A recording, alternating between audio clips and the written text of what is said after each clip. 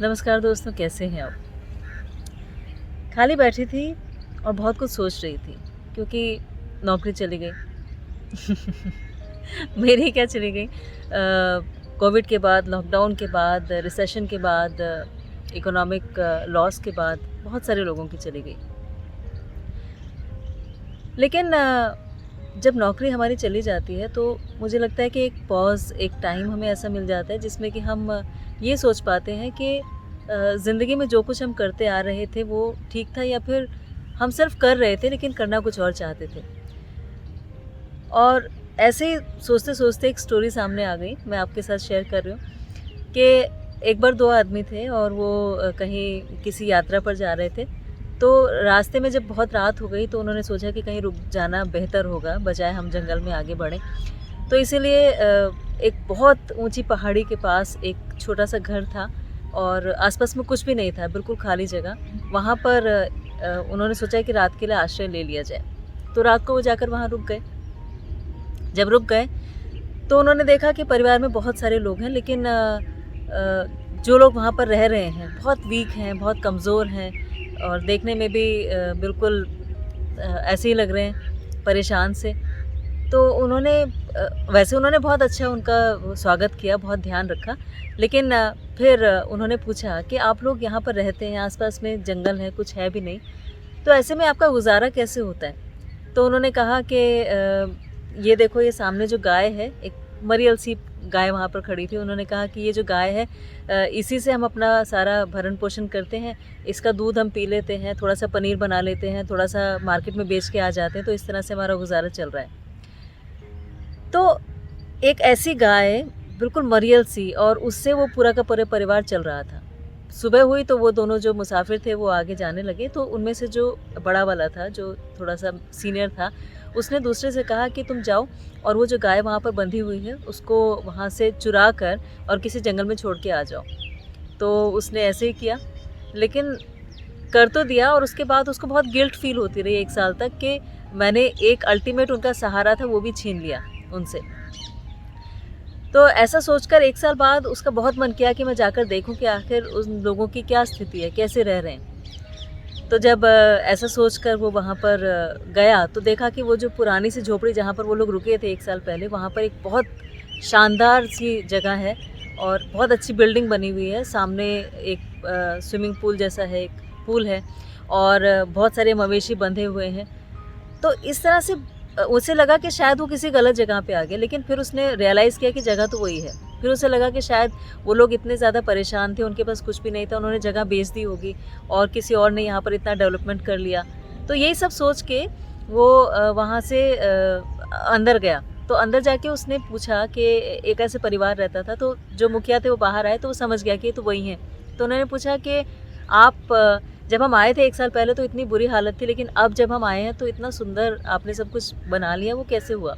तो वो जो मुखिया था उसने बोला कि जब आप लोग आए थे तो उसके बाद ही पता नहीं क्या हुआ कि हमारी जो एक गाय थी जिस पे हम पूरी तरह से डिपेंडेंट थे, वो चोरी हो गई। तो जब वो चोरी हो गई तो अब हमारे पास कुछ साधन ही नहीं था। तो फिर हम सोचने लगे कि हमारे पास क्या स्किल्स हैं, क्या पोटेंशियल है। और फिर हमने रियलाइज़ किया कि हम अगर 10 लोग हैं इस फैमिली में तो 10 लोगों के पास 10 स्किल्स हैं। और फिर वो स्किल्स को हमने एक्सप्लोर करना शुरू किया और एक्सप्लोर करके हमने उसी से मार्केट में बेचना, उससे काम करना, उससे कुछ ना कुछ नया करना शुरू कर दिया। तो इस तरह से जब हमने किया तो हम इतने ज़्यादा यहाँ पर प्रॉस्परस हो गए, इतना हम धन-धान्य हमारे पास आ गया, हम इतना अच्छा ग्रो कर गए।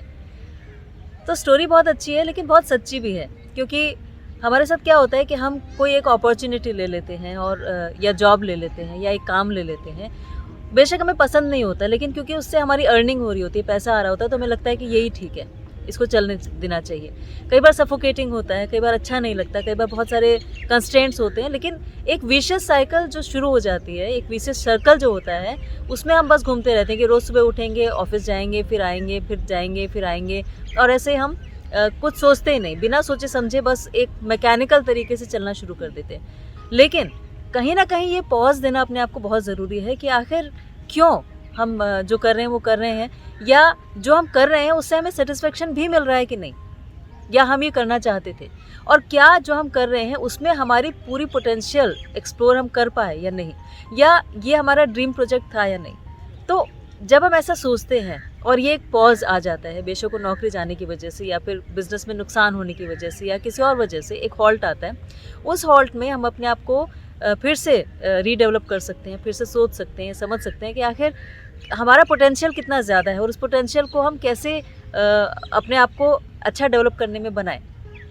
तो इस तरह से उस टाइम को हमें यूटिलाइज़ करना चाहिए और अपने उस वक्त में अपने आप को ऐसी अपॉर्चुनिटीज़ देने की कोशिश करनी चाहिए कि जो हम करना चाहते थे लाइफ में, जो हमारी विश लिस्ट थी, जो हमारा बकेट लिस्ट थी, जो हमारी ज़िंदगी का एम था, कुछ भी हो सकता है। बेशक म्यूज़िशियन बनना चाहते थे, या बेशक बिज़नेस में ग्रो करना चाहते थे, या फिर कोई भी स्किल डेवलपमेंट।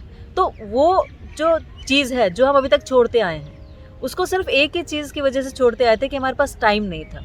तो अगर आज हमारे पास टाइम है तो उस टाइम को हम यूटिलाइज़ कर सकते हैं कि कैसे हम अपने आप को और बेटर बनाएं, और उसके बाद हम उस नए वेंचर पे काम करना शुरू करें। अल्टीमेटली आप उसमें सक्सेसफुल होंगे ही होंगे, क्योंकि वो आपका पैशन है, वो आपका पोटेंशियल है। तो इस टाइम को इस तरह से यूटिलाइज़ किया जा सकता है। उम्मीद है कि जो हॉल्ट हमारी ज़िंदगी में आते हैं, जो ऐसी रुकावट या ऐसा पॉज़ हमारी ज़िंदगी में आ जाता है, वो पॉज़ हमें डिप्रेशन या नेगेटिविटी की तरफ ना ले जाकर ये इस तरफ लेके जाए कि हम अपने आप को फिर से डेवलप कर सकें, फिर से कुछ नया करने की और कुछ ऐसा करने की जो हमें पसंद था, कोशिश कर सकें। तो अपना बहुत ख्याल रखिएगा दोस्तों, और उस टाइम को यूटिलाइज़ करने के लिए लिखिएगा। और जब तक आप लिखेंगे नहीं तब तक वो काम पूरा नहीं होगा। इसीलिए ये कहा जाता है कि if it is not in the list it doesn't exist. तो आपको उसकी लिस्ट बनानी पड़ेगी और बैकवर्ड थिंकिंग करनी पड़ेगी कि आज से 5 साल बाद आप यहाँ पर हैं, तो उसके हिसाब से आपको आज क्या करना चाहिए, अगले 1 महीने का टारगेट क्या होना चाहिए, उसके बाद 1 साल का टारगेट क्या होना चाहिए। तो वो 5 साल पहले बाद की एक बैकवर्ड थिंकिंग से शुरू करेंगे तो फिर ज़रूर सक्सेसफुल होंगे। आपने वीडियो देखी, इसके लिए वक्त निकाला, इसके लिए आपका बहुत बहुत थैंक यू, धन्यवाद, शुक्रिया।